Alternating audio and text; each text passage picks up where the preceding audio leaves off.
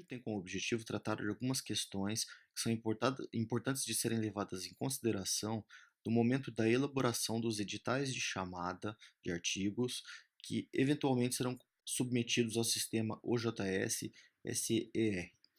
Em outras palavras, nós trataremos de algumas prescrições que devem ser levadas em consideração e serem incluídas no edital para que os artigos sejam efetivamente compatíveis com o sistema e que permitam ao sistema utilizar uma série de recursos que estão disponíveis em termos de divulgação do seu conteúdo e organização desse conteúdo. Então, a primeira prescrição trata da ausência do nome dos autores e quaisquer referências aos autores dos artigos no manuscrito que será submetido. Se nós olharmos no sistema durante o processo de submissão de artigos, uma das etapas, a terceira delas, é a inclusão de metadados. Então é nessa etapa que o autor deve informar o seu nome, dados para contato e outras informações pertinentes que permitem a identificação. O manuscrito em si, como ele será enviado para os revisores, ele não deve conter quaisquer tipos de informações que permitam a sua identificação. Então isso deve ser deixado claro no edital. A segunda informação que deve ser levada em consideração é que o edital deve especificar para os autores como eles devem preencher as informações destes metadados. Isso é, vamos olhar ali o formulário.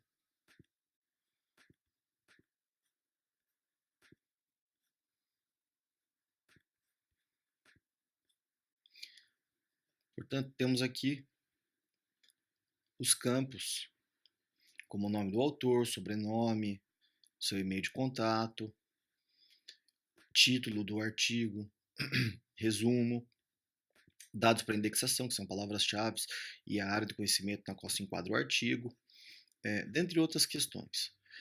É importante que haja uma padronização dessas informações, porque parte delas serão mostradas no sumário da revista. Então, por exemplo, se nós olharmos o sumário dessa edição,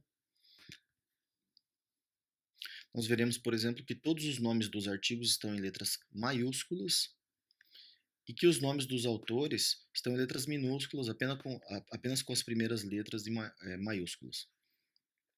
Então, para que haja essa padronização no sumário da revista e para que o editor não seja forçado a ele mesmo ou ela mesma ter que corrigir essas informações um por um nos artigos, é importante que o edital já especifique como os autores devem preencher essas informações.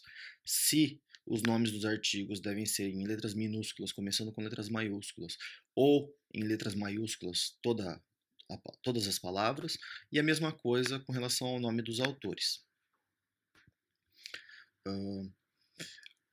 É importante também que haja uma padronização com relação às referências, porque o sistema permite que o autor informe as referências que foram utilizadas no seu trabalho, e o sistema busca na internet essas referências. Isso permite fazer ligações com outras obras dos mesmos autores e mostrar a esses autores que eles foram citados. É uma ferramenta bastante útil em termos de divulgação do conteúdo da revista.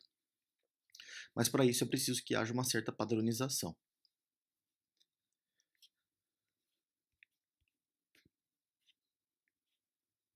Isso já nos leva, então, ao terceiro ponto que será tratado aqui, que trata exatamente da uniformização das informações submetidas aqui. Portanto, o sistema permite, por exemplo, que se inclua um segundo autor, caso o artigo tenha sido redigido por um segundo autor. Nesse caso o artigo tenha dois ou mais autores, é importante que a ordem de contribuição dos autores seja levada em consideração durante o processo de submissão. Isso é, se o autor que mais contribuiu e que será o primeiro autor do artigo estiver em segundo lugar aqui na lista, ele consequentemente aparecerá no sumário da revista como sendo o segundo autor. Então, para que a ordem seja adequada, é importante que aquele que submete o artigo leve em consideração essa ordem correta. As palavras-chave, O sistema também permite que sejam incluídas as áreas do conhecimento e palavras-chave. Hã, Essas informações são indispensáveis para uma indexação adequada do conteúdo da revista e uma organização adequada. É através dessas palavras-chaves que bibliotecas externas e grandes bases de dados externas vão selecionar o conteúdo da revista e incluir em suas bases de dados. Então é importante que essas palavras-chaves, área do conhecimento, estejam claros já no artigo e que o autor informe essas informações no momento da submissão. Caso contrário, caberá ao editor especificar ele mesmo palavras-chave que representem o conteúdo do artigo. Então, além de ser um processo muito trabalhoso para o editor, ah, provavelmente o editor não terá condições de especificar palavras-chave com a mesma precisão do que os próprios autores do artigo. Então é importante que o edital eh, requeira aos autores que submetam essas informações no sistema. E o mesmo se aplica às referências. É importante que os próprios autores submetam as referências aqui, até porque, dependendo do padrão de formatação da revista, muitas vezes as referências são feitas em notas de rodapé juntamente com comentários. Então, se o editor tiver que fazer essa seleção, ele vai ter que selecionar uma a uma as referências dentre os demais comentários e notas de rodapé, e trata-se de um processo muito trabalhoso. Então, o ideal é que o próprio autor, no momento da submissão do seu artigo, já informe as referências utilizadas aqui.